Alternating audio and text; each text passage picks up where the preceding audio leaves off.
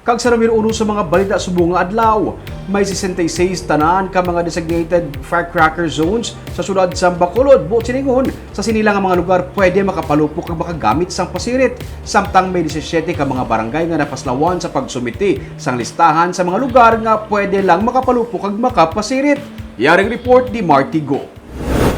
Matapos ang ginpatigayon nga online consultation meeting sang PNP angot sa Oplan Iwas Paputok campaign, may 66 tanan ka mga firecracker zones kag community fireworks display zones nga ginaprubahan sa 44 ka mga barangay sa Bacolod City.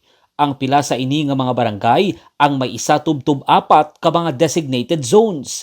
May 17 naman ka mga barangay ang wala nakahatag sang ila designated zones. Suno sa Executive Assistant to the Mayor nga si Ernesto Pineda nga pamuno man sang sectoral concerns sang syudad, sa mga barangay lamang nga may designated areas ang sarang makapalupok o kung makagamit sang anuman nga sahi sang pyrotechnics.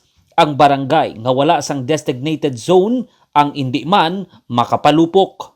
Sakit pa kay ang penalty siya 20 to 30,000 with an imprisonment nga 6 months to 1 year or both depende sa sang court.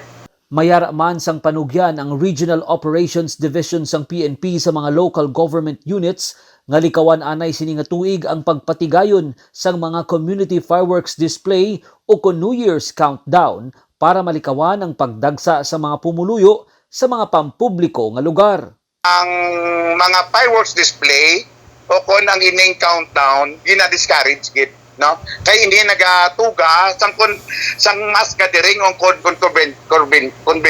convergence ang mga tawo wherein nga naga-kwantita sa health protocol, naga-violate. Mayara sang suspension sang curfew sa Bacolod humalin las 11 sang gabi sa buwas nga adlaw tubtub las 3 ang aga sa Enero 1. Pero nagapahanumdum si Pineda sa publiko nga kung mahimo sa tagsa ka panimalay na lamang magtingob ang kada pamilya para sugalawon ang bag-ong tuig.